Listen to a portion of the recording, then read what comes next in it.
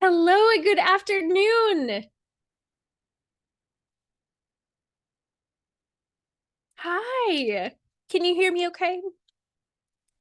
Do you want to unmute on your end, Amy? 101.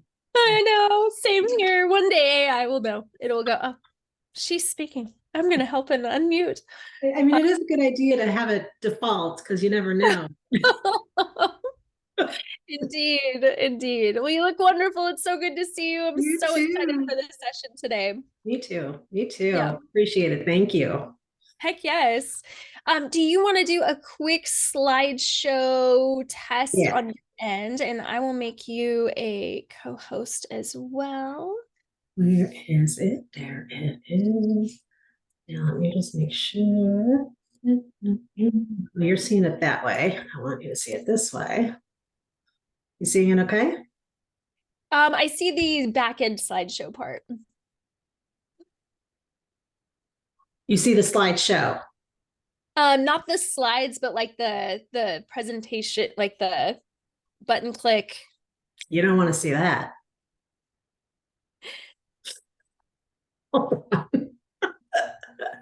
Let's try this one.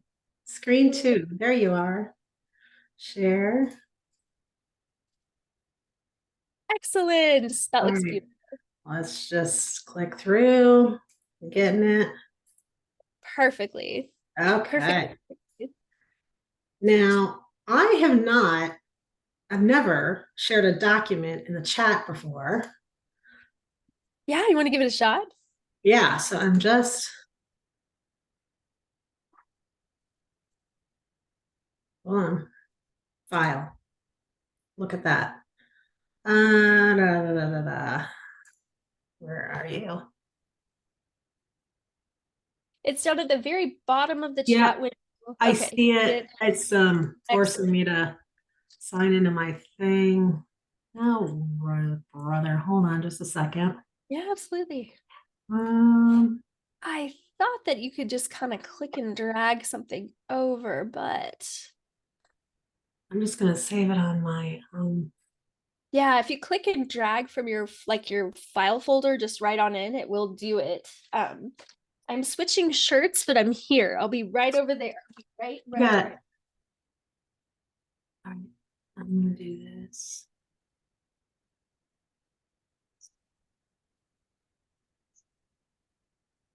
And we get back to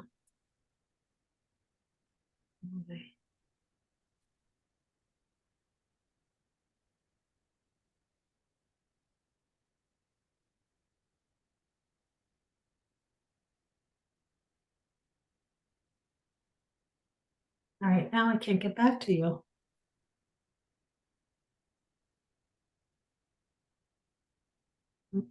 Hey, This is so weird because it's like I have to hold on. I'm trying to get back to you and it's not it's odd. Sorry. no problem at all. Are you on PC or Mac? PC. If you go down and roll over the Zoom icon at the very bottom of your Yeah, screen yeah, and you click the window, hopefully it will pop back up. yeah, I do. And it just is giving me the top bar. What a You know what? I know what to do. Hold here. there. Thank you. Yeah, Let me try absolutely. this one more time. Da, da, da, da.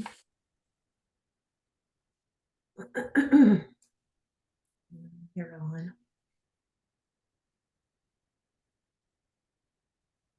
Or if you want, I can always pop something into the chat. No problem at all. You have it. You I have the have assessment, sent right? me. So yeah, absolutely I do. Would you mind? No problem. No Thank problem you. at all. The Thank you. least I could do. But yes, 100%. Okay.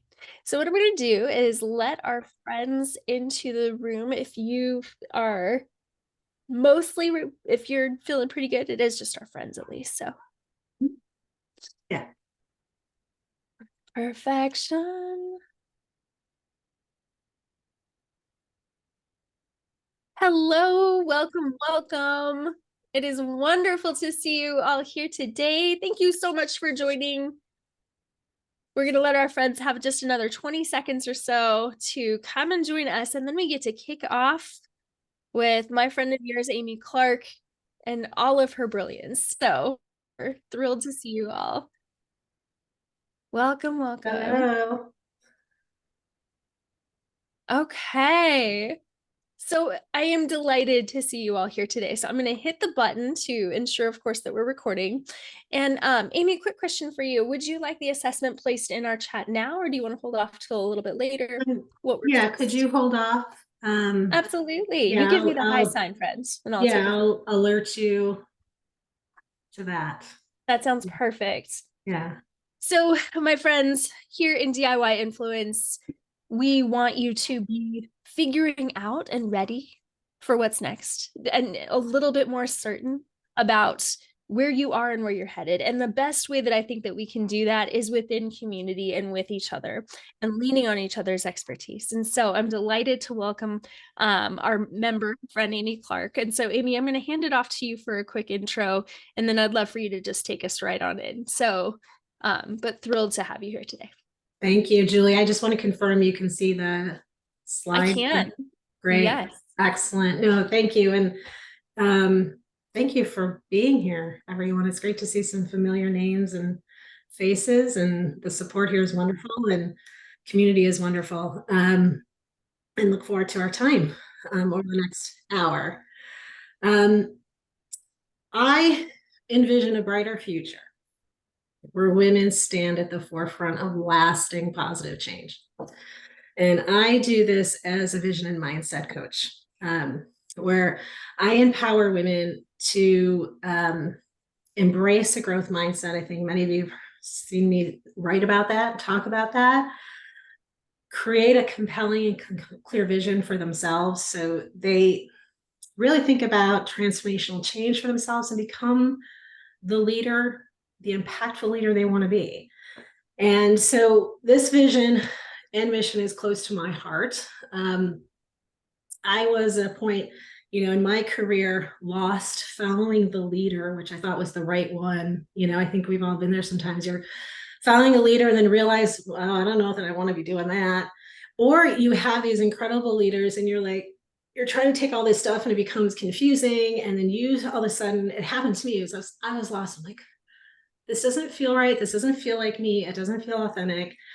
And I wasn't clear on the type of leader I wanted to be. And quite honestly, I thought, they're in another level of organization, or they've kicked off their business so well, they must be doing something right?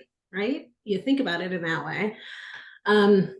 My culmination of 20 plus years in business and HR has given me the most incredible ingredient to my success, and that's me. Mm-hmm. And each of you, yes, are the most incredible ingredient to your success. So know that. And so to be a future focused leader, you are at the forefront of lasting positive change. You already are, because you care for yourself, for others, your business.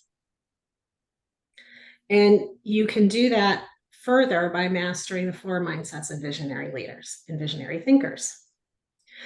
So this intro is what vision and mindset looks like when they come together.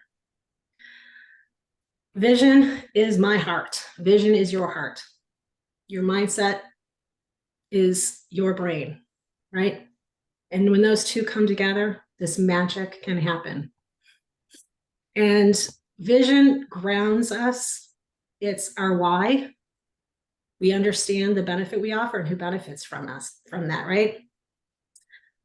Our mindset humbles us because we get a sense of our pain, we get a sense of our successes, our challenges, to really help us see inward. And then we become inspired at our success, and it's all you. So we're going to cover a few areas today.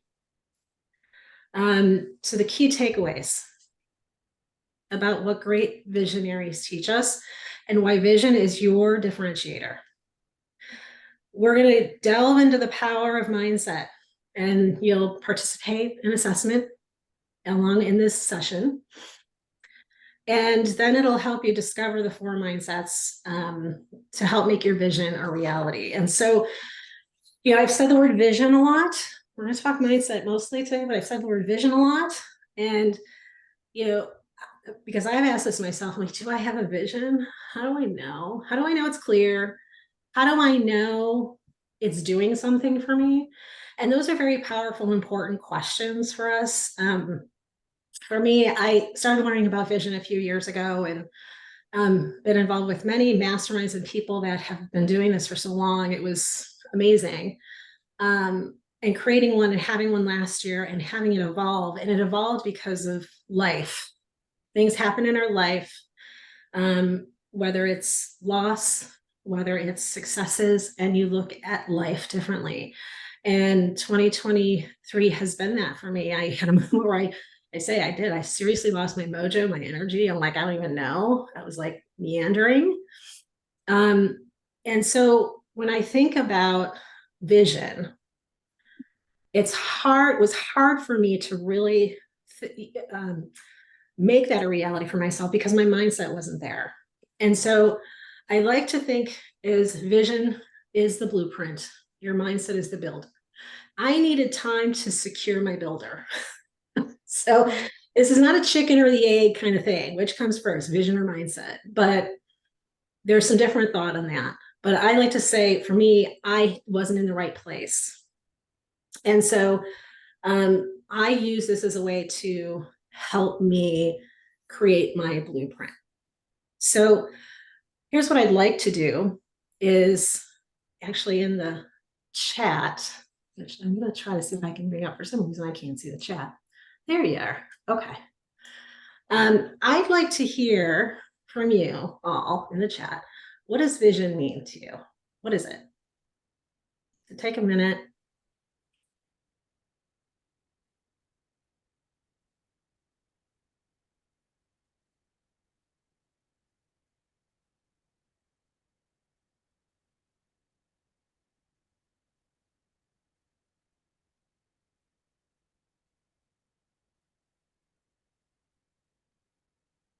Right, where you were headed with a component of why. North Star, yeah, I've used that too. Something I feel compelled to fulfill in my lifetime. Wow, that's great. Yeah, absolutely. How I want things to be and why. Power that fuels you when all else fails me. Yeah, absolutely. Picture the future, where you're heading in the future, all those things, absolutely. And it does evolve over time. Like I said, it starts really within you and it gives you this energy. And it also gives you balance to know what to focus on and when. And so what I'd like to do is talk a bit about what great visionaries teach us. So we first look at, I clicked too much, Martin Luther King Jr. Okay, he fought in the present for a future world, fought in the present. So when you think of the vision, you are in the present looking at the future saying, okay, what am I doing right now to get me there? What is that? And does that need to change based on what I'm seeing right now? We can also look at Sheryl Sandberg. I was watching a video. She was giving a talk at a university, and she's talking about the difference between management and leadership, and management is science. Like you do this, you get that, right? Where leadership, it transcends that. It's beyond what's possible in the science of management. And so I see her in the work that she's doing, transcending science in her leadership, in the work she does. Steve Jobs, okay, he was thinking about the people that benefit from what he creates. And he created this following of people like, I want to be first. I'm going to be in line for that phone, even though I really don't have to be. But it's this movement, it's community. And he's using that over the years, and they continue to use that. Shirley Chisholm, the door is not open yet, but it is ajar.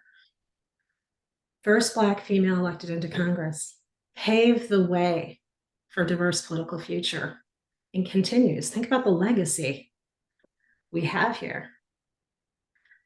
And to me, it gets to this heart of vision. It gets to be how you've described it. It is the story of your future. It captures your heart and forces you to pay attention. Others begin to see what they will experience in the future by knowing you. They are moved and want to be part of it. Those we just saw. People wanted to be part of it. They wanted to be part of hearing what Martin Luther King Jr. had to say. They wanted to be part of the new iPhone. They wanted to be part of, companies where Cheryl was. And people want to be part of making decisions and being part of the future of this country. And so it is about being at the forefront of positive change. And as I think about my experience in the culmination of what I'm going to share with you on these 4 mindsets, it was interesting as I look back. It's important to look back. Your personal story, your professional, because there was a point where it's like, I don't even know what I'm chasing, and do I need to be chasing something? Or is it there and I'm just not looking out for it? And then I was also focused on what others thought I should do. I think we've all probably been there at some point. Amy, you're so good at that. You should do that. Well, you know what? I really don't want to.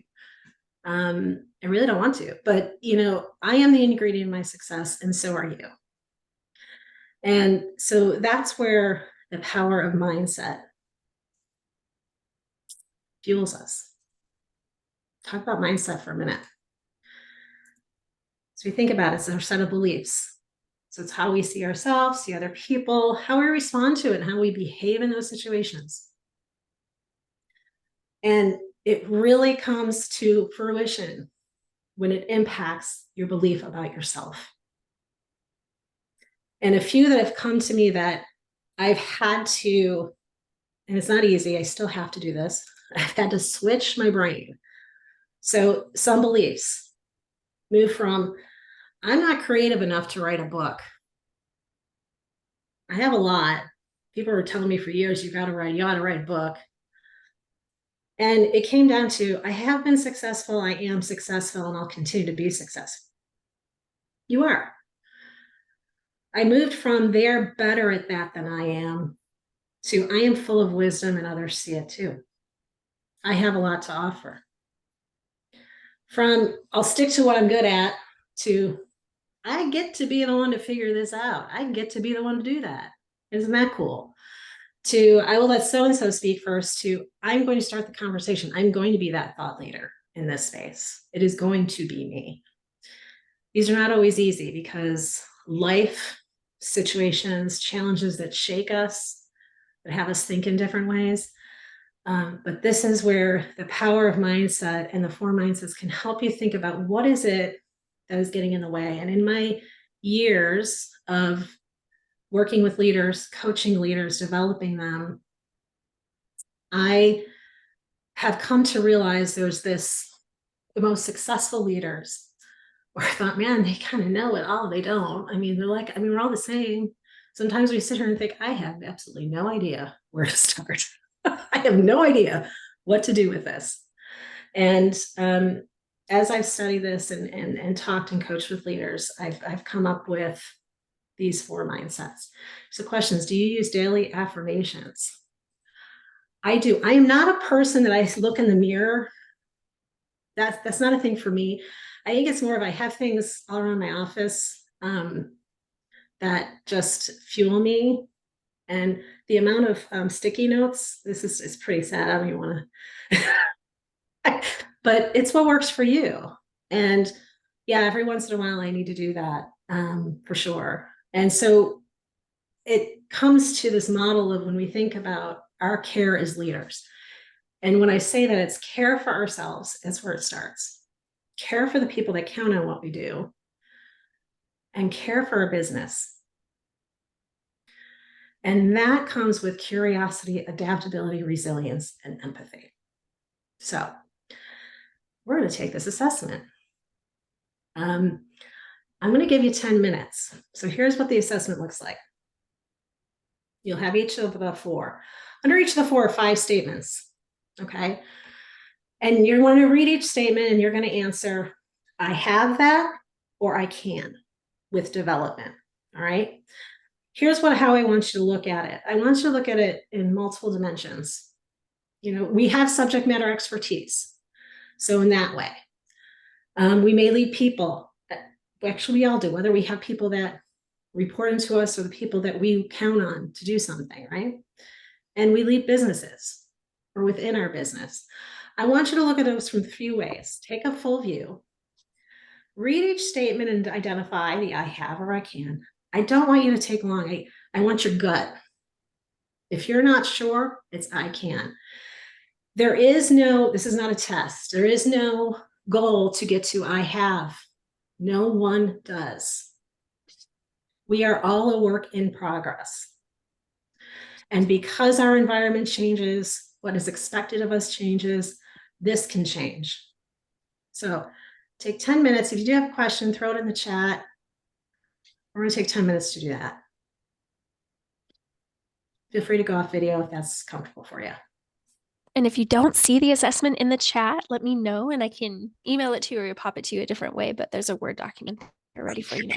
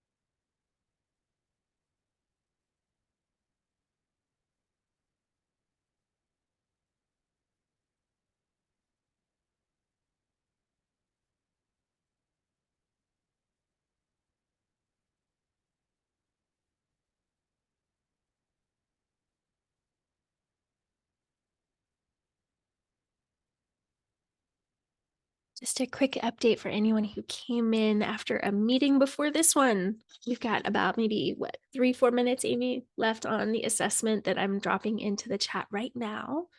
Take it now or take it later, but this is a wonderful tool.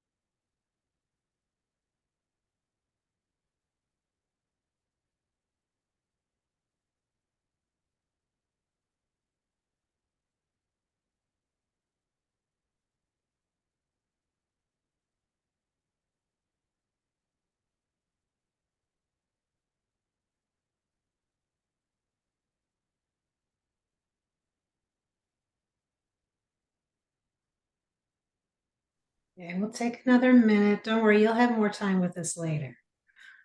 Another minute, and then we'll all take a deep breath after that.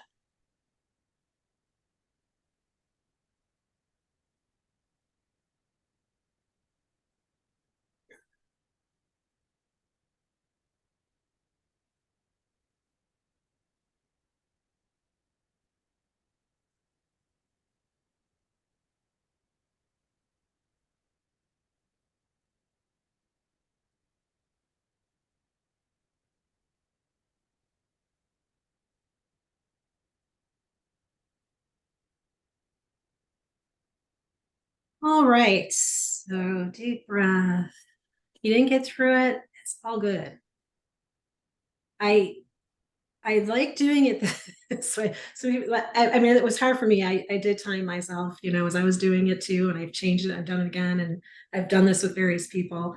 And there's reasons for that because when we go with our gut, there's reasons. There's something there, and as you learn more about these, you go back. There's something else there. But appreciate the feedback on this. I would appreciate as I continue to validate this, review findings, it continues to inform my work. I would love to hear, and you can just chat it to me if that's more comfortable, how many I haves and how many I cans. Because then it just helps me capture data as I continue my work in this area. So thank you for going through that. And we're going to take a bit of time to talk through each of these. First, what I want to do and reflect on what you learned here. What I want to do is have you, whoops, what happened there? Sorry. Here we go. I'd like you to think about two questions, right? I want you to have in mind a piece of paper. What goal did you want to achieve this year, but you haven't yet? Okay. what is a goal that is top of mind for you for 2024? I know I'm saying one. There's probably many like me. Pick one. Okay, pick one. So again, a goal you did not want to achieve this year. You did want to achieve this year, but you haven't yet. And what is the goal that's top of mind for you for 2024? We're going to come back to that. All right. So have that in your mind as you're moving through. What I'd like to do is go through each of these, and this is where I want some discussion. Let's learn from each other. I want to hear what came to mind for you as you were doing these, because again, our view of this can change over time because we have new challenges we're facing, we have success, but then that brings about even more impact we can have, and how do we face that? And also with these, there's some that you have, you're like, yeah, I'm really strong at that.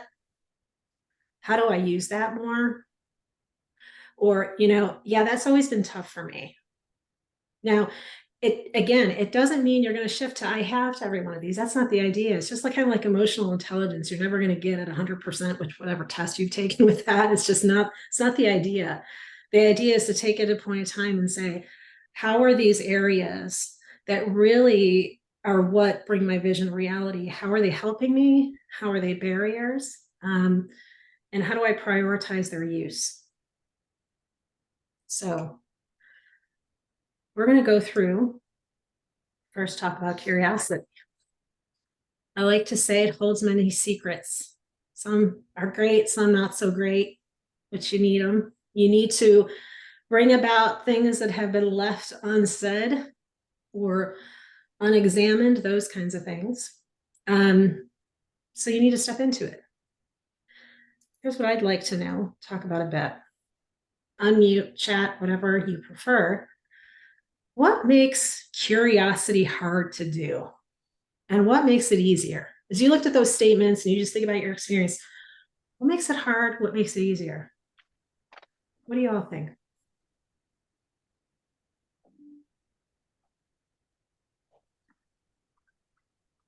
I think sometimes, did you want us to say it out loud, Amy? Yeah, you can. Go ahead, Allison. Thank you. I think sometimes in curiosity, it's being able to say that you don't know it all, right? Like it's a place that you don't have all the knowledge. And so not being a knowledge expert, you have to give over that to go into curiosity from my perspective. Yeah. And that can be hard to do when others around you don't. Feel like you're safe to say it, isn't it? That can be really hard. It's a really good point. Thank you, Allison. What else? What makes it hard to do, or what makes it easier for you?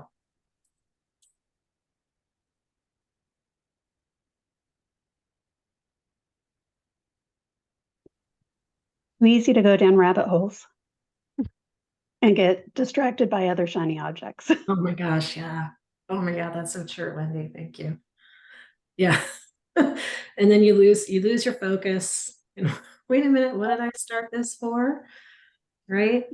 Yeah, no, it's great to be curious though, because you can find wonderful opportunities you didn't know were out there. Yeah. Yes, absolutely. And I think particularly, where I've enjoyed it is, in the time that you've been in your career, and like I was telling you about leaders that I would emulate and think about, and almost it's like subconsciously I do things the way I've observed them. I'm like, is this still relevant? Is this still serving me the right way? And then I'm doing something and I have a leader in my mind like, oh no, I did that and I don't like that, but it really helps you bring about these instincts that are outdated too. So that's important.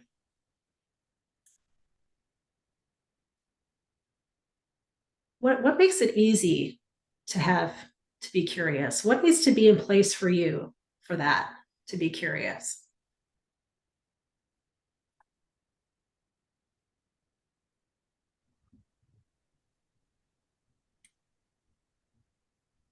Time. What was that? Time. Yeah. And Yeah. then in the moment, headspace. Like being able to be in the moment, and I think that's connected to time, like Yes. stillness to let your brain just be curious and be stimulated too, I think, in ways like it's so easy to be curious when you're out in nature Yeah. or you're in a different environment than what your day to day might Yeah. look like. Yeah. But harder when you're in sort of this robotic state. Yeah, there are times we're focused, heads down, doing things, and that's where we need to be at a time. But I think you're right. Creating the space to have that, and wherever that is for you. If you find, that's somewhat of a struggle for me. What are those things that you could do? That's important for our vision to even evolve and grow as time goes on. We need to get out of the noise Maybe, sometimes. I think there's an element of trust. Okay. Important. So if you're dealing with others, sort of curiosity can feel like interrogation if you're not sort of Ah. creating a trusted sort of atmosphere. But I think for ourselves too, like just because I'm curious doesn't mean that what I'm doing is wrong. Yes. Yes. Trust foundation. Absolutely. I agree with you, Eden. Thank you for adding that, because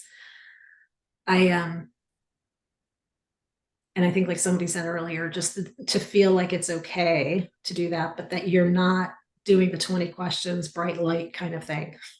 Yeah, I think there's a difference between curiosity and second guessing. And I think that Yes. trust is the piece that differentiates Exactly. for me at least. I like that distinction. That's important. So a couple of things, that we think about it to add to what you said, we talked about the space, but I say the space for what do you need to remove? Like what is limiting your thinking? What is limiting your behavior? What do you need to remove to really get yourself in a place to take that next step? In any of these, this third one could apply. Who does it well around you, and how can you learn from them? And seek feedback and ask people, I've been trying to do this to really remove myself in thinking of this legacy way of doing things. I'd appreciate every so often if you see me doing it, let me know. So that way you have a sense in time that that's what's happening. All right, adaptability. So this is the adventure of your lifetime. You need to roll with it. You need to roll with it. You think about vacations and you had that beach day and it's like pouring raining and you're like, damn, I really wanted to be out there, but you could create the feeling in another way and we figure it out, right? You're on vacation, you'll figure it out. You have a good time. But it's not always easy, right? So let's have the same discussion. When you think adaptability, what makes it hard? What makes it easier? What are some things that come to mind for you?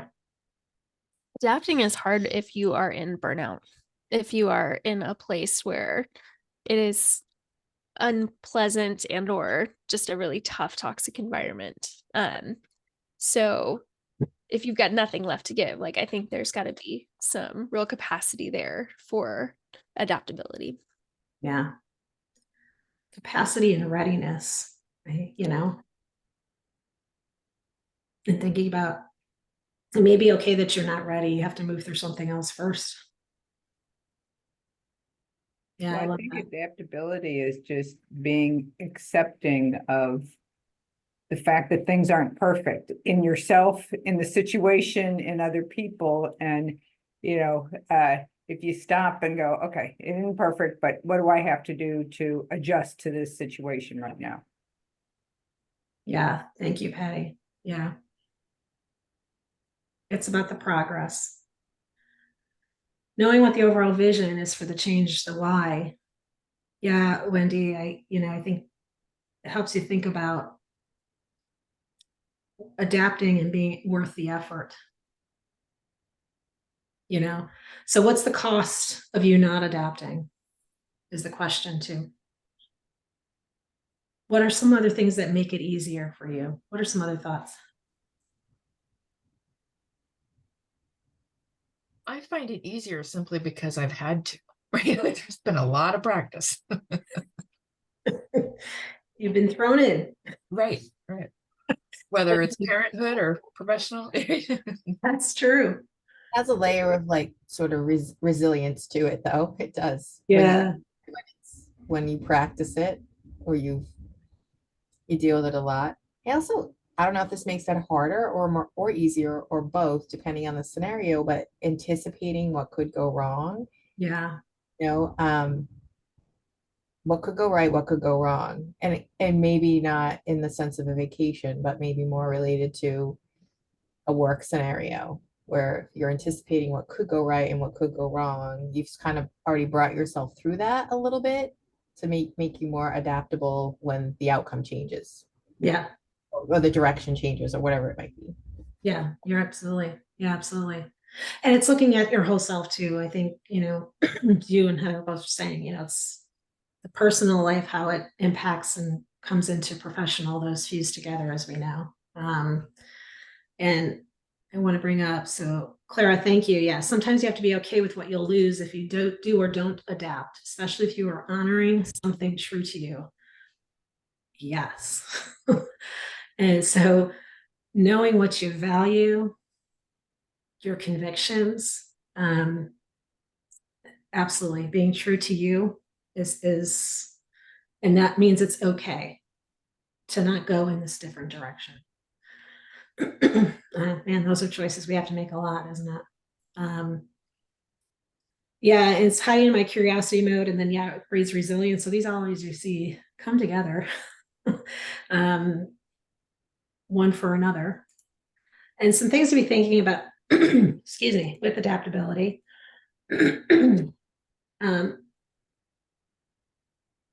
I try to see my limits as a way to release me and not like hold me down.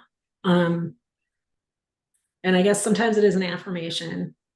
But many times it's the question I ask, am I going to allow this limit to keep me from that? Or what do I have that can just squash it? Right? That doesn't even matter anymore. I am not going to let it have power over me. I'm done. Of course, learning new skills is important, as we think about being at the forefront of change. And your inner circle, just like this community, who are your people? Who are you going to lean on? In those times where you don't know how to adapt. I mean, even when you talked about Julia, burnout, I'm stuck in this. I am stuck in this. And in those moments, it's important to go back to, and I think Wendy, you mentioned a previous chat comment, go back to your why, what you're trying to achieve. Because when we do that, we gain emotional connection. We gain an emotional connection, and it helps move us forward, even one small step. Okay, let's talk resilience. Life hits hard, but resilience hits harder. Stand tall, bounce forward, and own your story. I know we talk about bouncing back. I'm bouncing forward. I'm moving forward. I'm moving beyond it. I'm moving forward stronger because I have learned from this, but it isn't always easy. I'd like to hear your thoughts as you look at those statements in the assessment or your experience. What makes resilience hard and what makes it easier?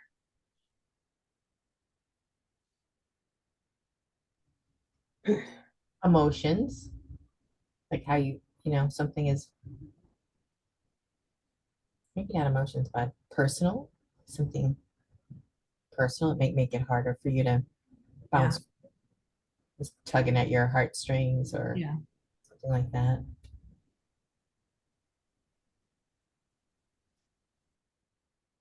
What do you think are some things that, as Jen said, that Jen, your thoughts or others, is you're in that mode that you've tried, that you've done, that's been successful for you in those moments? What's helped? Well, I have like a routine that I use just as a to ground myself every day. It helps me get I need alone time in the morning, like at least 30 to 45 minutes when no one's awake. I need to be outside immediately when I wake up with my cup of coffee on my deck in a chair, cold or not cold. I need to sit with myself for those 30 minutes and then I journal. I pray, I do, Mhm.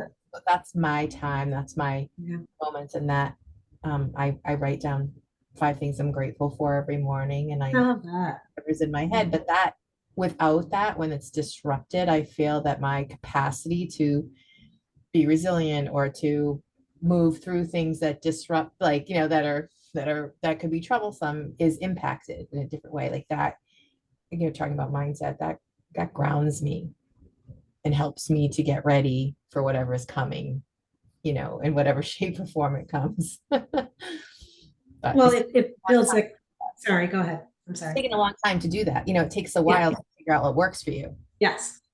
Well, that's what I was going to say. I mean, it builds this gratitude in you, but every one of us has different ways of doing that. I've it's what connects with you the most. And I think somebody mentioned it depends on what the challenge is about, what part of life it's relating to. And yeah, in business, in personal, it's different because in business and then stakes are high, emotions run high, tensions run high. But I think again, it's what can we learn from this and moving forward? And where is the noise keeping us? Like, are we looking at more emotion?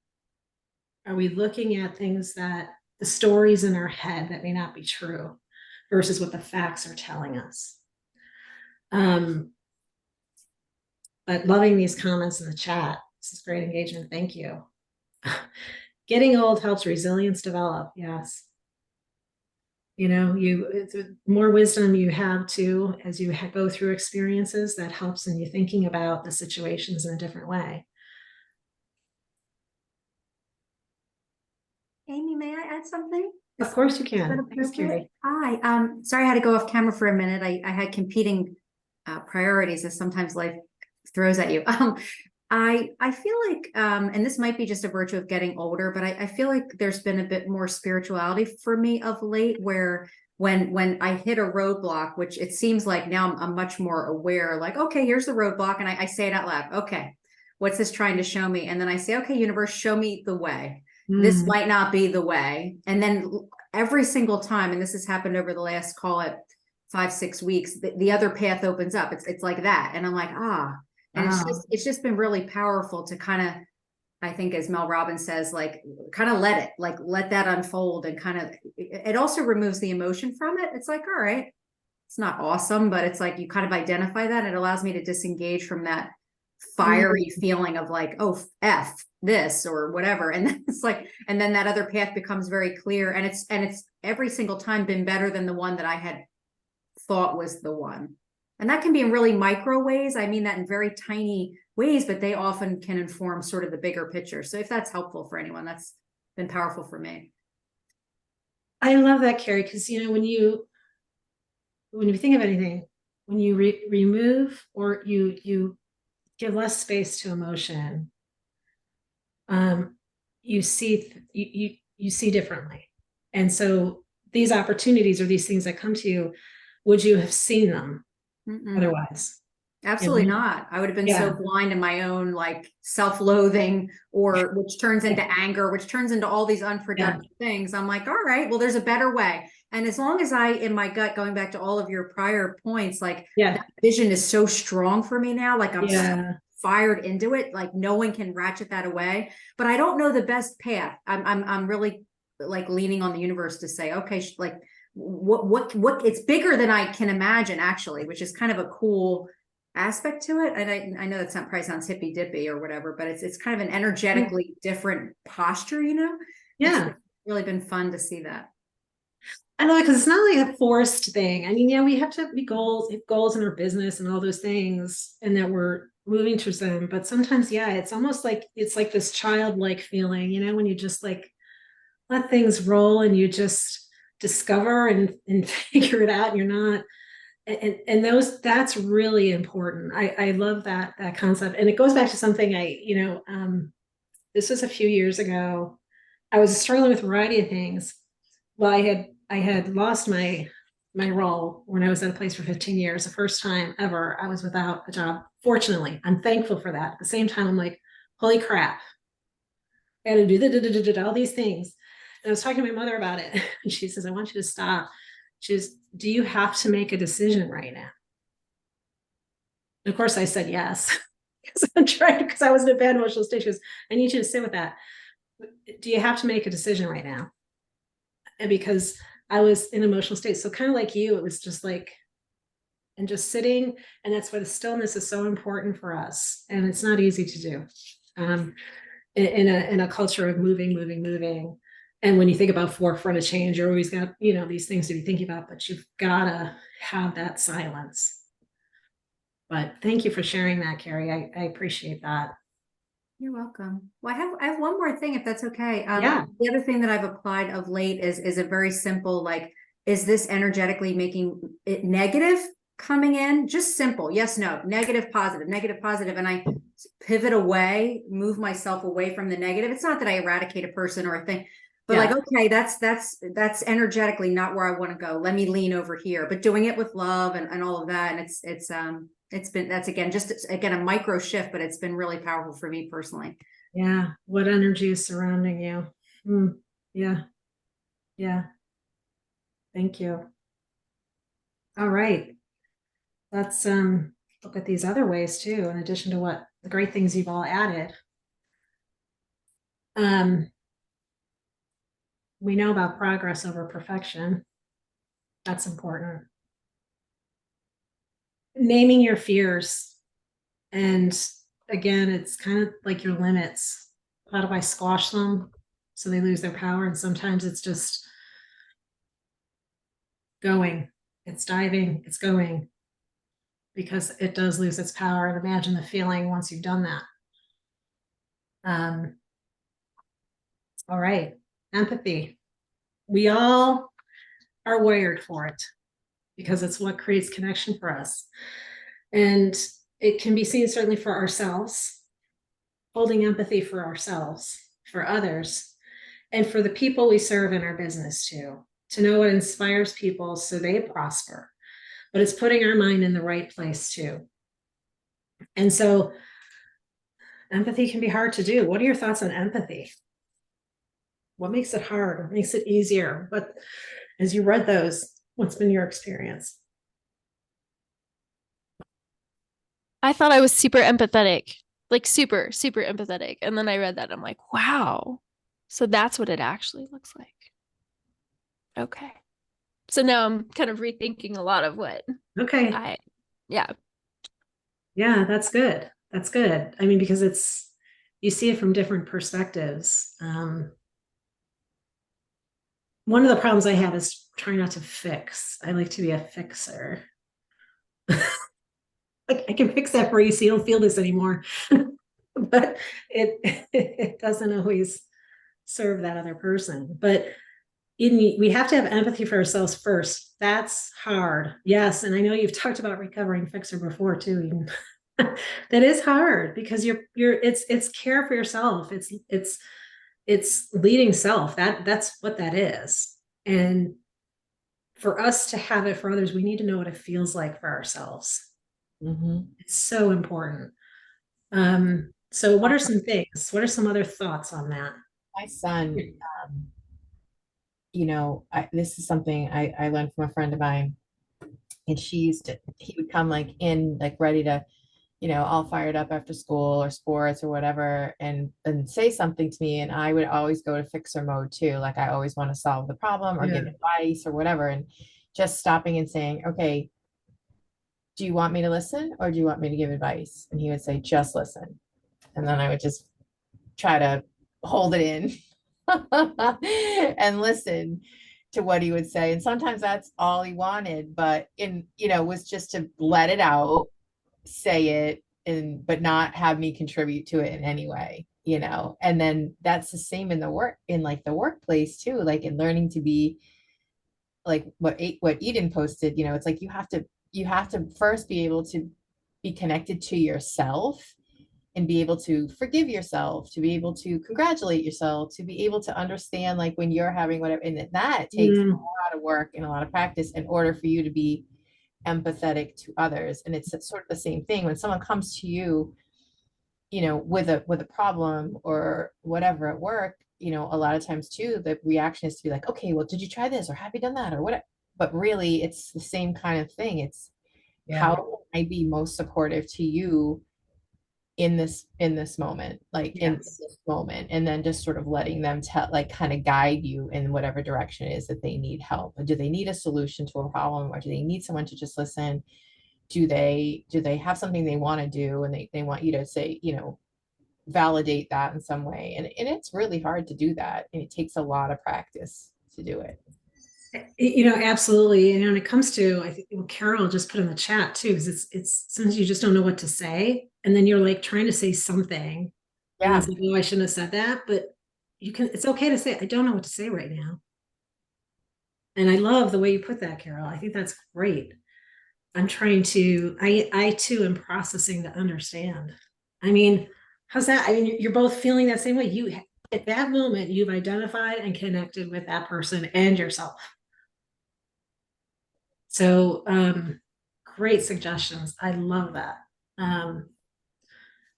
It's so well intentioned to fix, but that might not be what the other person needs or wants. You're right. I also You're trying to think satisfy something within you by fixing, and that's something to look out for. Allison, you were talking. Go ahead.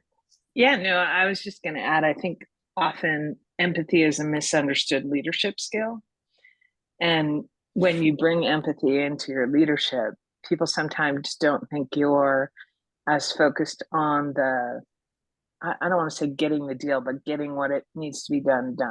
Mhm. But they don't realize it can be your superpower to getting things done by being attuned, because it's a very soft skill for a lot of people.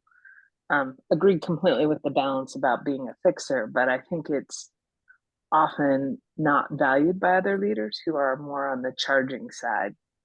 Yes. Yes. But I love the word used to categorize that superpower, because it is to get anything done. And when we think about vision, and one of the beginning things I said, it's people want to be part of it. They get a feeling of what it's like to know you and what their future will be like, and they want to be part of it. That is leading with empathy. That is a critical way to get your vision to come to life, so people see what they will experience by being part of it. And here are a few other things for you to think about too. Somebody mentioned Brene Brown, and she has this great video, if you haven't seen it, about the difference between sympathy and empathy. It's like clears it up too. It's really helpful. But she talks about the at least statement. Well, at least you didn't have that. You know, you try to put the silver lining around something, and that's not always the best place to be. And so this presentation and the assessment will be available, right, Julie? 100%. Absolutely. Great. So you'll see this last slide, because what I want you to do is go back to the goal you've identified, because then you can connect the dots to this and how you can get curious. Is this something you still need to achieve? Who will benefit and how? Get that emotional connection. What it may mean to be adaptable for you. What do you need to replace? What do you need to learn? How are you going to hold yourself accountable? And what are some of the self-management strategies? We talked you through these too, and your support circles. But when we think of vision, it's also about who benefits and how they benefit. And I think those are the things that's so important, that creates like, and I'm really helping people step into their game. And I love it. So the forefront of positive, lasting change. Here we are. So thank you for listening and time and the engagement. I love the conversation and learned from you too. So thank you. And I know we don't have a lot of time for questions, but I wanted engagement and I wanted some discussion, but certainly a few minutes for questions. I am here.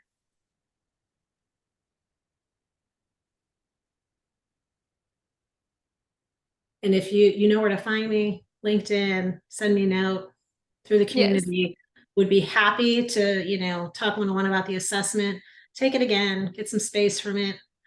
I would love to hear your experience of this, because again, for my learning, my continued research and work on this, would love to have you be a part of that. So opening that up as well. Thank you so you. much, Amy. This is extraordinary. So for our community to get to learn from someone like Amy, who has done such deep work in this stuff that we all need, is just a joy. So Amy, thank you so much. We will absolutely have the recording. Please follow Amy. If you liked what you learned today, share it on LinkedIn.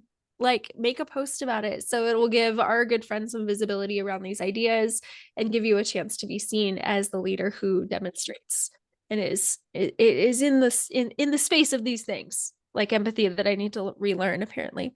So if you have something that you feel like the community would benefit from learning, I would love to hear from you. So let's take Amy's example and figure out how to get it into a presentation to benefit those around you. Teaching is an extraordinary way to get known for something. So Amy, thank you for your willingness to do all this work for us, for our benefit. My pleasure. Such a gift. So Yeah, have a absolutely. wonderful day, folks. A fabulous week. Don't let the crush of December take you away from all the person that you want to be. And we will see you next time. Have a great Thank day. you, everybody. Thanks all.